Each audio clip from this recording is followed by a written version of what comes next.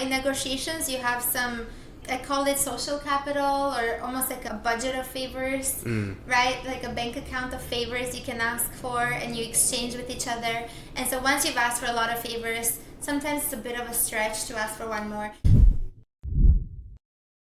What's up? What's up? This is, I know we're not numbering or ordering them, but how many have we recorded so far? I think we've done, is this number 8? 8, okay. I think, yeah. 2 more and then we launch.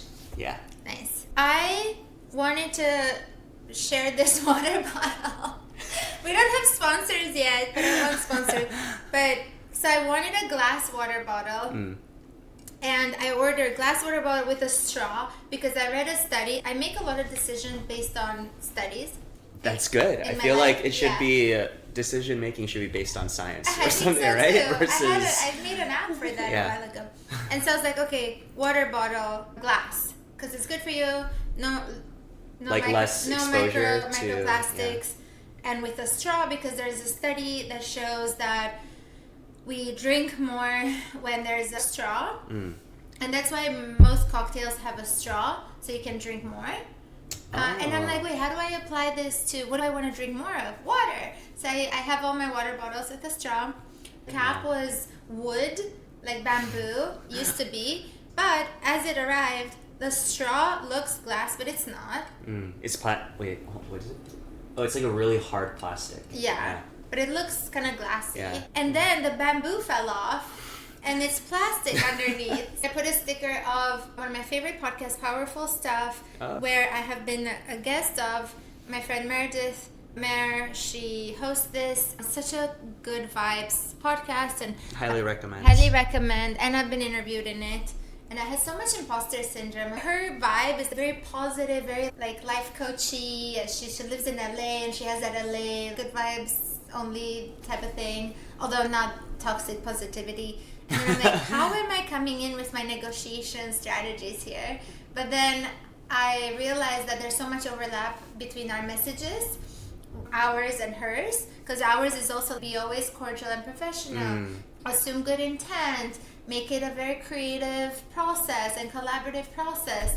And it made me feel even better about our business. I remember you have always said that was one of your favorite podcast episodes that you've done. Oh, maybe we could put the link in the show notes. Today we're going to talk about the personal stuff, is all the communications channels that we have. And then the negotiations topic will be about a very niche thing that a client wanted us to help them negotiate. It will be... This is very surprising. It's a very interesting case study. Nice, yeah. Whenever we tell people, they're like, "Whoa, this is Yeah, they had never heard of it before. So can you list all our comms channels? Yeah, so comms channels, all the ways that Gerta and I communicate and which platforms and why. I remember I was explaining this to someone recently, and they thought it was super fascinating. So Gerta and I will use WhatsApp as our default how we text each other. And I asked us to switch to that at some point a few years ago. From iMessage, right? From iMessage, because I can start things. Oh yeah, there are a lot more features. Yeah, Apple needs to catch up. Yeah. Well, we still use iMessage. iMessage is for urgency. That's right. Yeah. Because you use your Apple Watch a lot, where any iMessage messages from me will vibrate a certain way. Yeah, that's right. So iMessage is if I need to look at something right away. We have used also Slack for business stuff when we are engaging with kind of external partners for our business, when they're on Slack. We have various channels with certain partners, whether it's affiliate stuff or when we've done joint projects or collaborations on. Right now we use WhatsApp with our virtual assistant as well as our fractional chief of staff. Yeah, and when we say virtual assistant, not an real. AI, real, but he's just located remotely. We've never met him in person. Yeah. We use, of course, Instagram to send each other hilarious and cute memes and reels. We have different phases. So sometimes I will have some downtime and I'm going through memes and I send you 20 at a time. And then sometimes you have downtime and I'm somewhere else doing something else. Yeah. And I guess IG is very not time sensitive because I will collect a lot of the reels that you send me to look at all at once. Because it's like, and I know you do that too. I will never send something urgent to you on Instagram. Yeah. We use IG also to save ideas for where to go and what to do, mostly in SF. Oh yeah. We have a joint album. They let you share an album, and we add ideas for things to do in SF. Yeah. Or where to bring our families when they're visiting. Oh yeah. That's where we collect a lot of local activities and ideas and stuff. And we also, as you're trying to move away from this, I'm like, also we do have some friend groups on IG. And your family has so your sisters, their partners, and us have a family IG group where we share memes together. Yeah, but then we also have like a family iMessage group, which the main... Not for memes. Yeah, but then we also have a family Kakao Talk group. Since I'm Korean, and we actually have two separate ones. One of them is just me, my parents, and my siblings. So that's just like the Choi family one. But then we have one with just our parents, my parents. Your parents. So you, your parents, and me have a Kakao Talk group chat. Yeah, where we send each other photos. Sometimes about dogs and stuff too. About dogs, about food. You DJing. Yeah. Whatever they will enjoy and whatever we've been doing, just to bring them into our lives day to day. And then we have a WhatsApp group with your parents for similar reasons, but on your parents' side. But then there's also the WhatsApp group with your whole family. Bigger family, which is my parents. Sometimes my dad comes in and out. My aunts. He gets kicked out sometimes.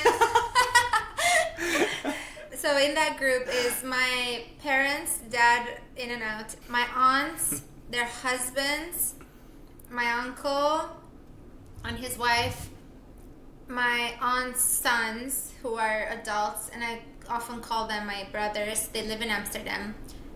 And I think that's it. Yeah. My uncle's twins are not, they're only 6 right now. Yeah. You'll sometimes send me things on Messenger. Like Facebook, if it's like something you find on Facebook? Or, okay. So Messenger, I use Facebook a lot, and the main driver is, I do have some friends who post interesting things there, but the main driver is my undergrad school, Wellesley College, has over the years, over decades, has used Facebook groups, almost like our own Reddit. And they're all very active, and there's hundreds of them. Like the topics range from, there's one for relationships, there's one for pets, there's one for mental health, there's one broad one we call community, there's one for like makeup, there's one for clothes. They're so specific. I remember being really impressed at how engaged the Wellesley alumni community is through these Facebook groups. And there is one quick story there where someone's grandma, this was maybe 10 years ago, but so the community is the catch-all group where most alums are. And someone's grandma, if I remember correctly, was flying from, let's say, somewhere in California to New York, and they hadn't heard from her. And I think she didn't speak English and didn't have a phone. This was over 10 years ago. And I actually saw this happening live. So grandma has not responded even though flight has landed. She doesn't speak English. They don't know how to find her. And I think she has another layover. Her granddaughter posts, we can't find my grandma. This woman drives 2 hours.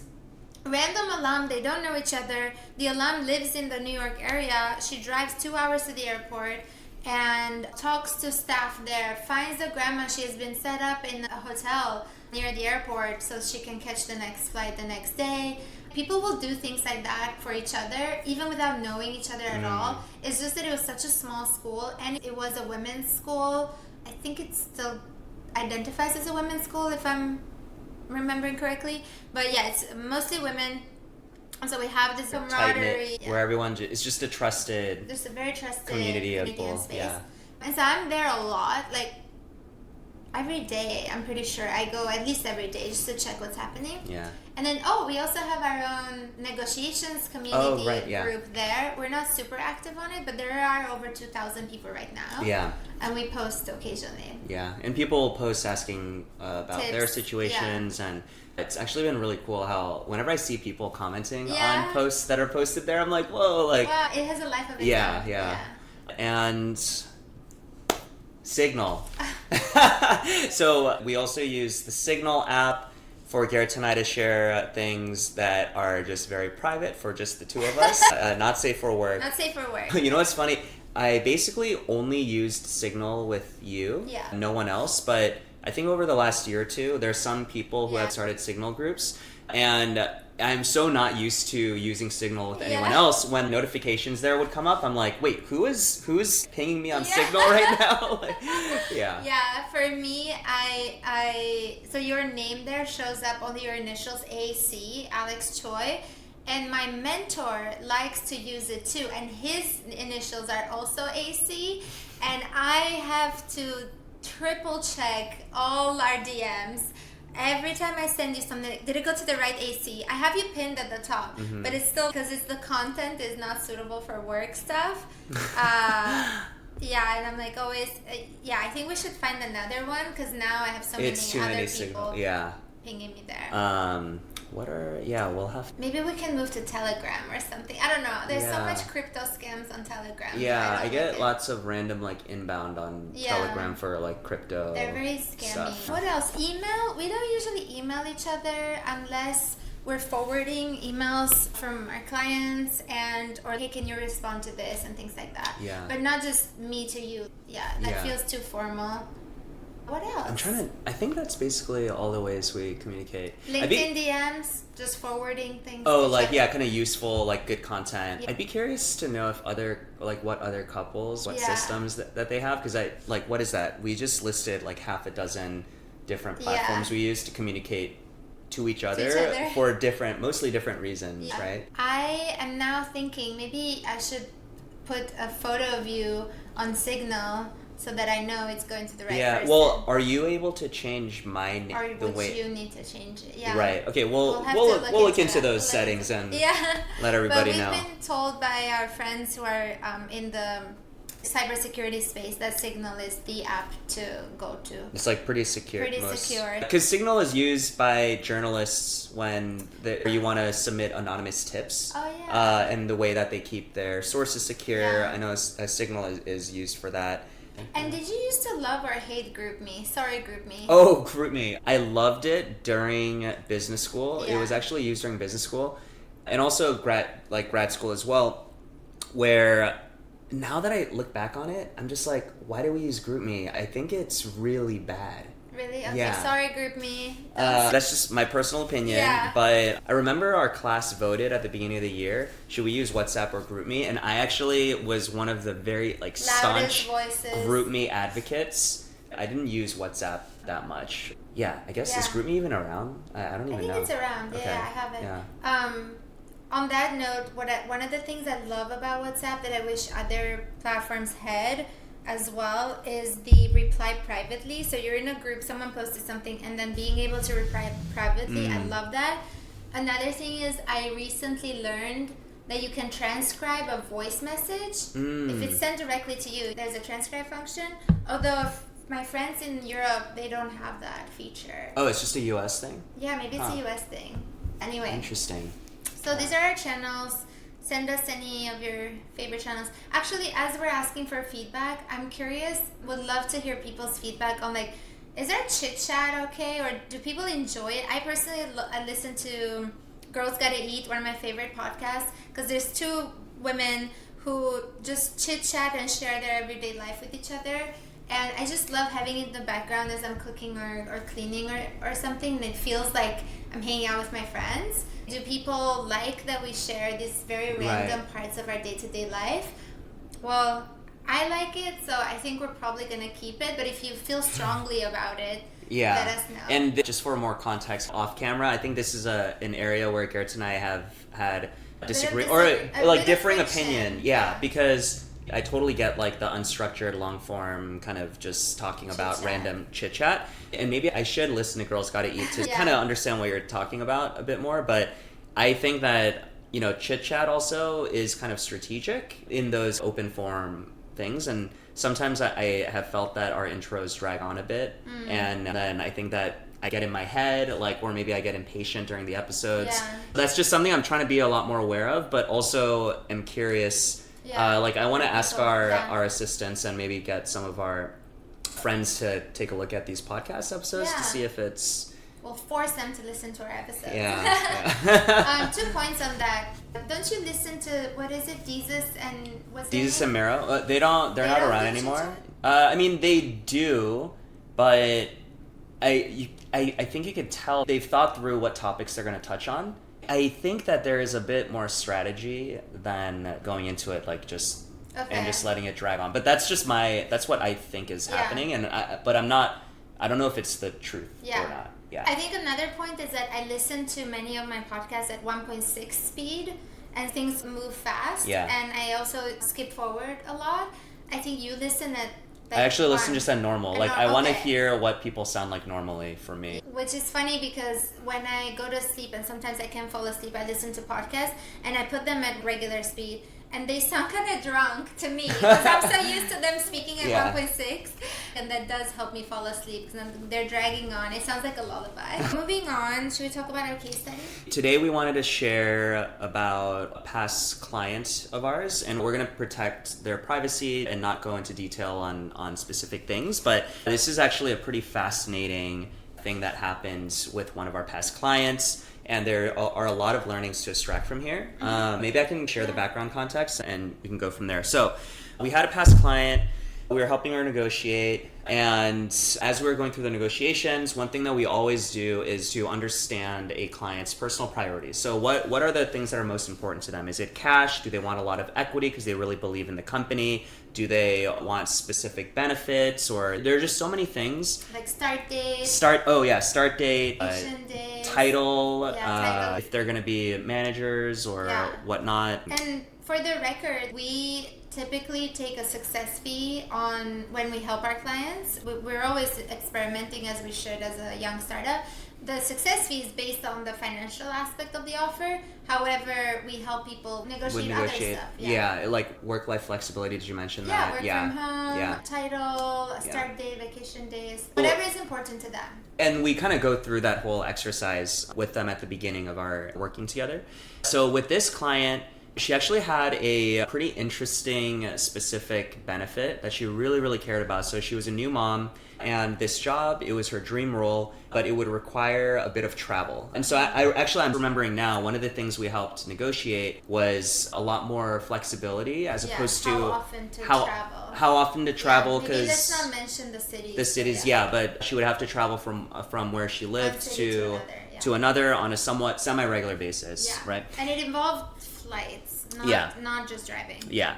So as part of that, and she was a new mom, there was one benefit that I hadn't really heard of, but after actually she shared this with us, I found that this is like a thing that I just was not that familiar with. But basically, when she was at the office, when she was traveling, like on location, she wanted to get breast milk delivery service covered. So she could pump breast milk when she's at the location of the office and get that delivered back home. So I think she was in the other city. I assume she has to pump milk.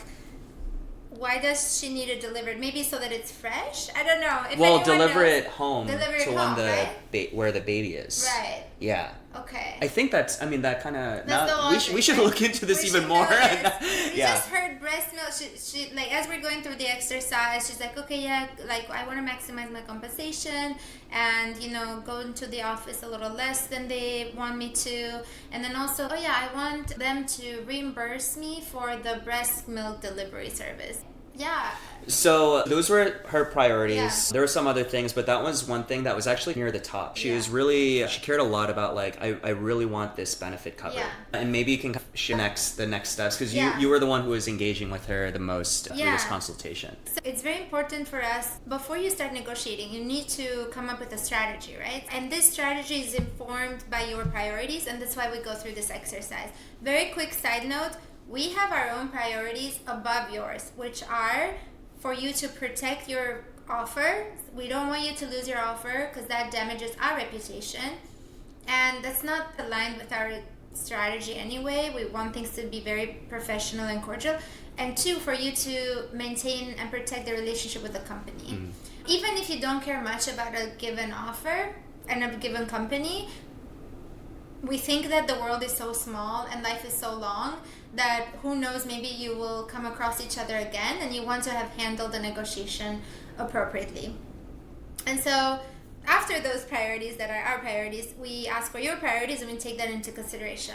But we don't take your priorities at face value. I think it's important for us, knowing this space so well, to really dig in and understand what's behind them. So one of the most obvious ones, or the one that comes up more often, is title.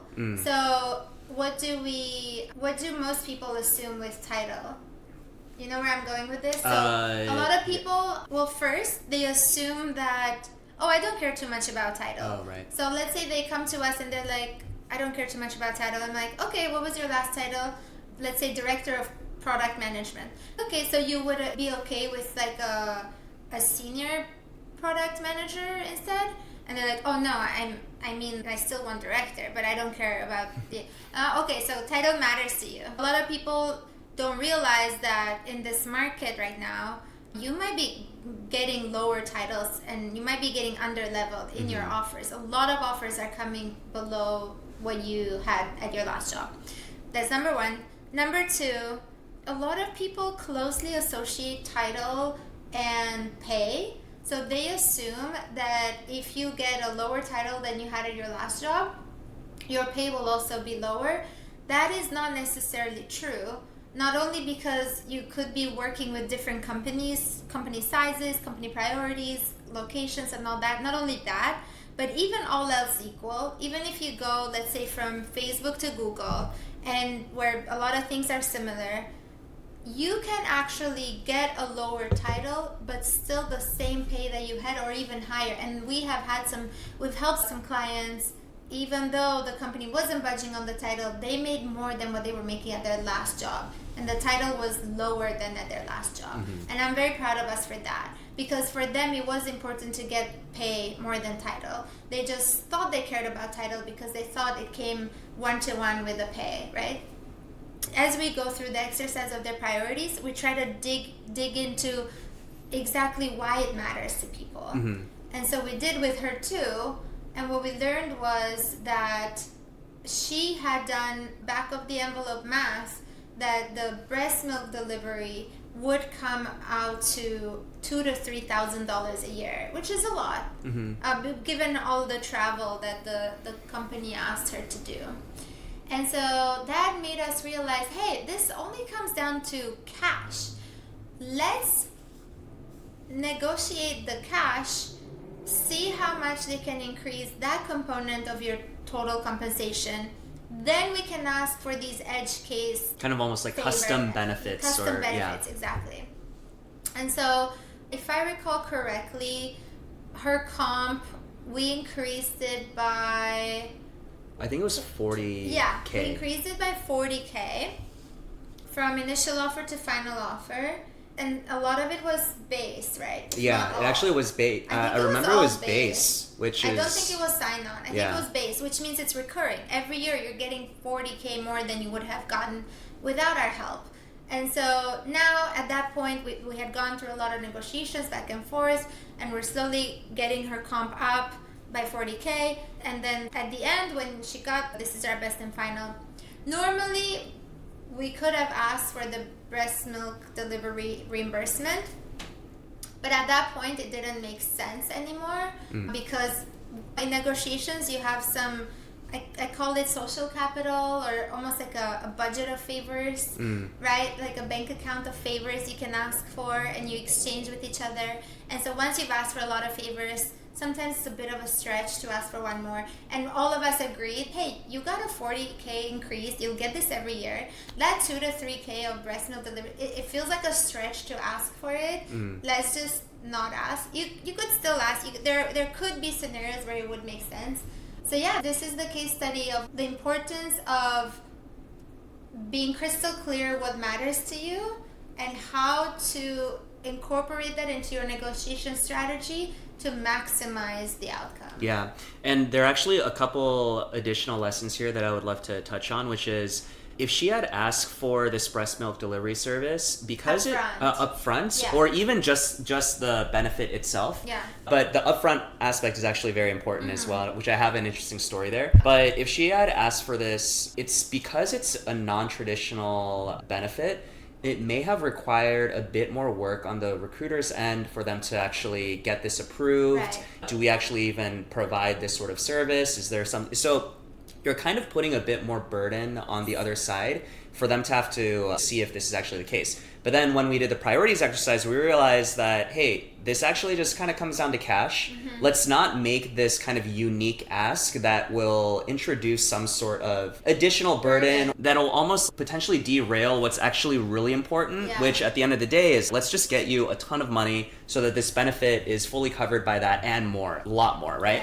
But then you also bring up another really good point, which is when you ask for these things. So that reminded me of when I was going through a past negotiation with a past company. And I remember, so for me, my priorities were, I want to make a lot more money. It was also a pre-IPO company. Equity was quite important to me. But then I also had this scheduling conflict because you and I were invited to a wedding abroad with the start date that I had agreed with them. That wedding... Was it your sister's wedding? No, it was in Pakistan. Oh, okay. Yeah. And so I had this wedding already planned and this trip planned. It was about a week long. Yeah. But with the start date that I landed on with them, that wedding was going to take place like my second week on the job. Yeah. And so that was in the back of my mind as I was going through the interview process. And I remember I actually, and in hindsight, I probably should have done this differently. But in the earlier side of the negotiations process, I mentioned to the recruiter, I was like, hey, by the way, I just want to be transparent. I have this wedding happening on the second week based on the start date. Is there any way just to make sure that deconflicts with anything and me just getting off to a good start? And the recruiter's like, yep, let me look into that. And I brought that up pretty early on. Yeah. And then, so the recruiter came back to me as the negotiations progressed and said, hey, by the way, I spoke to leadership with your wedding abroad. You're all good to go. I got all the approvals. And we figured all that out for you. You're good to go on that. They made it sound like they went above and beyond. Yeah. They had to pull some strings and all that. Yeah. When he did that, I felt very grateful. I was like, oh, wow, like that was super great. But then it depleted from what you had said, that bank of asks that you can make. And it made it a bit more difficult for me to be like, okay, well, now can you also increase the cash and the comp? We still increased it. We did a great job. Yeah, still increased it a lot. So you have to be very careful about when you're making these asks, because what I learned is after I started the job, well, I already knew that it was what is unlimited PTO, but there really was it was this pre-IPO startup, everything. There really was no process to have to get everything pre-approved. There was really not necessarily any work. If anything, it was probably just the recruiter talking to the team and say, hey, by the way, if we take this person, they're going to be gone for a week in the first 2 weeks, and then like everyone's just like, okay. And and the wedding was in December. I think it was over the holidays. Yeah. So the startup would have been pretty quiet anyway.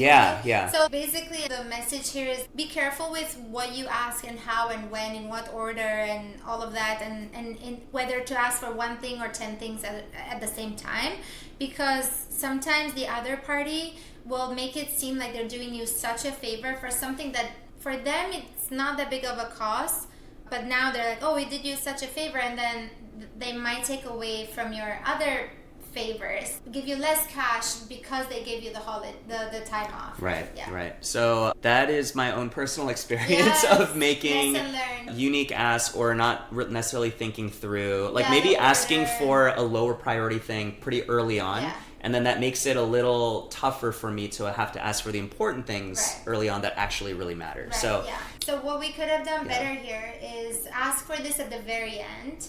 Yeah. After getting what's most important to you, which was compensation. And then, oh, by the way, can I take this? Because that's like vacation/start date, and people have a lot more flexibility with that. Yeah. Awesome. We can wrap this up. Cool. All right. Well, hopefully you all found these stories helpful, and we will see you at the next one. Should we do our secret? Okay. Well, now everyone knows that it's not secret. But it's that's our handshake. If you are listening on audio, you will have to watch the video. Go to YouTube to see what that handshake looks like. All right. Okay, bye.